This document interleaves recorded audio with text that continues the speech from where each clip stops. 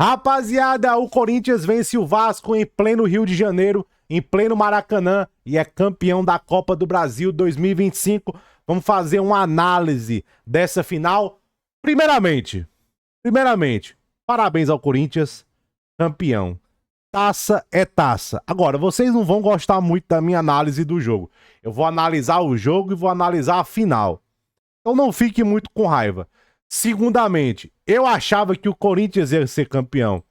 Aqui, ó, 2 dias atrás, BC apostador na Europa e Copa do Brasil, ó. Defendem tão bem.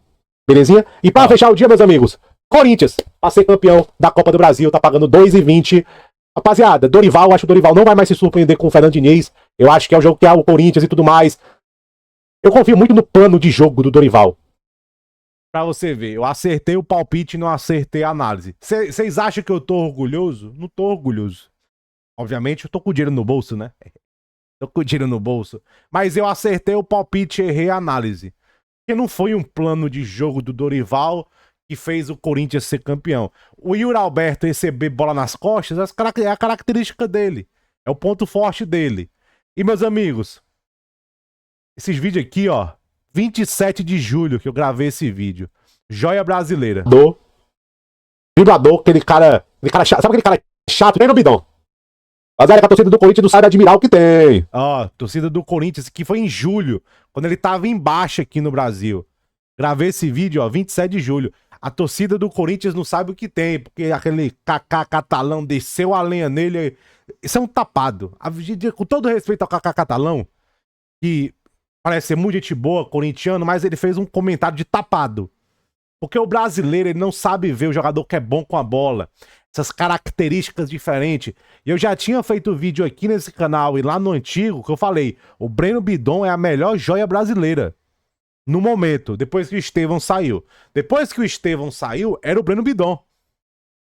Porque, novamente, rapaziada, com todo o respeito do Ryan, e eu quero falar do Ryan nesse vídeo, pontas igual o Ryan, vai de vez em quando, pinga, aparece um. Meio campista com as características do Breno Bidon é uma a cada 15, 20 anos. Não sabe admirar o que tem. O Breno Bidon é bom jogador, esse moleque é talentoso. É talentoso. Não vou deixar muito não, senão o vídeo vai ficar só em homenagem ao Breno Bidon. Foi de julho esse vídeo aí que eu gravei. Julho. Vamos lá, rapaziada. Vamos falar da conquista do Corinthians. Eu não achei que o Corinthians jogou bem. Eu achei que o Corinthians foi burro durante o jogo. A sorte do Corinthians foi duas coisas. Breno Bidon, a jogada do gol, e que o Vasco não soube atacar. O Vasco tinha o controle do jogo, o Vasco era melhor, o Vasco tinha a posse de bola e o Vasco não sabia como atacar. O Vasco, gente, ficava cruzando bola com o Ryan de 9. Aí eu, caraca, o Vasco, ó, gente, o Vasco ganhava bola no meio campo, o Vasco ganhava o meio campo, pressão pós-perda, recuperação de bola, posse de bola, intensidade, vontade, foco. O Vasco tinha tudo. Tudo. Mas atacava de forma imbecil. Muito cruzamento. Cadê as infiltrações? Cadê você? Era muita jogada individual, que jogou muito o Andrés Gomes, mas o Vasco ficou direto procurando individualidades. O Coutinho... Cadê o Nuno fez o gol, mas cadê variar com o Nuno? Cadê o Ryan saindo da área? Cadê o Ryan vindo de trás? Era só jogada individual com o Andrés Gomes e cruzamento. Tava fácil pro Corinthians defender. Tanto que, qual é a substituição que o Dorival faz no final do jogo? Ele bota um zagueiro pra cruzamento e coloca o Angileri, que é mais alto que o Bidu. Justamente pra cruzamento. E o Dorival viu que a única arma do Vasco... E eu acho que o Diniz fez o certo. Quando levou o gol, colocou o Vegete. Quando fez o certo. Enfim, rapaziada, presta atenção que eu vou falar. Os 30 primeiros minutos de jogo foi do Corinthians. Por quê? Porque o Corinthians disputava a bola. O Corinthians também queria a bola. Depois dos 30 minutos do primeiro tempo, o Corinthians dava a bola pro Vasco.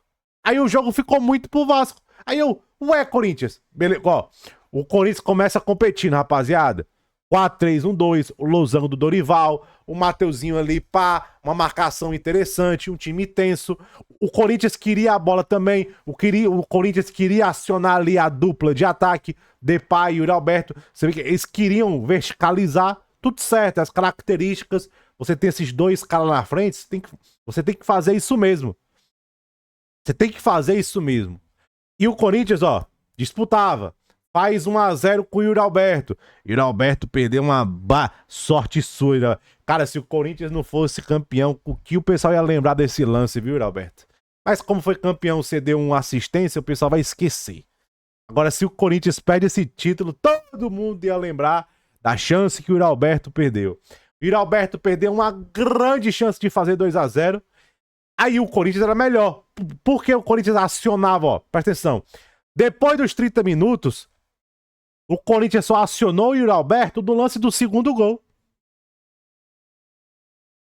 Porque o Corinthians ainda, até os 30, disputava no meio campo com o Vasco. Queria a bola também.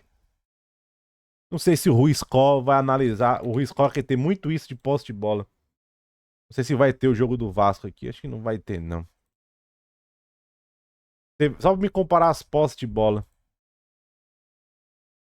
Corinthians, será que vai ter o match center? Tem não. Eu queria ver até a posse de bola aqui, mas não tem pra esse jogo, não. Mas até os 30 o Corinthians era igual com o Vasco. Aí quando o Corinthians para de jogar, aí o Vasco do Diniz me dê a bola. Aí, cara, novamente, como é que os times do Diniz se sentem confortáveis? Com a bola. Aí o Vasco vai agredir o Corinthians. Você vê que depois dos 30, o jogo vai ficando pro Vasco. O Vasco vai atacando. O Vasco, cruzamento. Só achava que, novamente, eu achava que o Vasco cruzava demais. Aí uma dessas, o Andrés Gomes faz uma belíssima jogada. Aí o Maicon ali, o André Ramalho teve que sair, a zaga bagunçou. Entendeu? A zaga bagunçou.